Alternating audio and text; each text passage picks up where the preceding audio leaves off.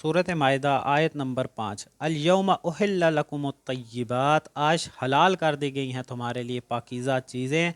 व तआमुल्लज़ीना ऊतुल किताब हिल्लुल लकुम, और वो खाना जो अहले किताब का खाना है वो तुम्हारे लिए हलाल कर दिया गया है।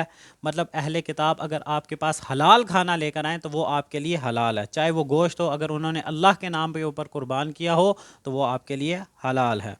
व तआमुकुम हिल्लुल लकुम, और उन तुम्हारा खाना उनके लिए हलाल है, उनका खाना तुम्हारे लिए हलाल है। वल मुहसनातु मिनल मुमिनात, और पाक दामन मोमिना औरतें।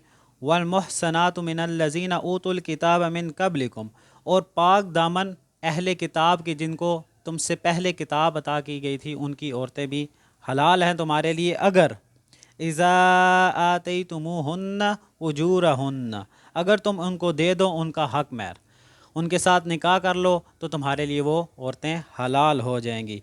मतलब पाक दामन मोमिना औरतें और अहले किताब की औरतें, अगर आप उनके साथ इजाज़त दे दी गई है कि आप अहले किताब की औरतों के साथ भी निकाह कर सकते हैं, जब आप उनको उनका हक महर दे दें, निकाह कर लें, तो आपके लिए वो हलाल हो जाएंगी। अब देखें ये बात बहुत ज़रूरी है। मुहसिनीन गैर मुसाफिहीन वला मुत्तखिज़ी अखदान, तो मुहाफ़िज़ बनो उनके, ना सरेआम दोस्तियाँ उनके साथ लगाओ और ना ही छुप कर जो है ना उनके साथ दोस्तियाँ लगाओ। उनके मुहाफ़िज़ बनने हैं, उनसे निकाह करना है आपने, ठीक है। खुलेआम दोस्तियाँ उनके साथ नहीं लगानी, ना ही आपने जो है ना छुप कर उनके साथ दोस्तियाँ लगानी हैं। अल्लाह पाक फरमा रहे हैं। उसके बाद वमन यकफुर बिल ईमान फ़क़द हबित अमलुहु, तो जिसने कुफ़र किया ईमान से तो उसके ज़ाया हो गए अमाल। ईमान की हालत में उसने जितने भी अमाल किए, अगर उसने उसके बाद फिर कुफ़र कर लिया। अब देखें ये पॉइंट यहाँ पर बहुत ज़रूरी है। जब आप अहले किताब के साथ शादी कर लेते हैं तो आप उनकी मोहब्बत में इतने पागल ना हो जाएं कि आप इस्लाम से ही हाथ धो बैठें, अपने इस्लाम के बीच में या अपने दीन के बीच में जो है ना कुफ़र करने लग जाएं। तो आपके फिर जब आप इस हालत पे, इस कंडीशन में पहुँचेंगे तो आपके सारे जो है ना अमाल ज़ाया हो जाएंगे। यहाँ पर मैं एक और अपने से एक बात कर रहा हूँ, इसके बीच में आप इख्तलाफ कर सकते हैं।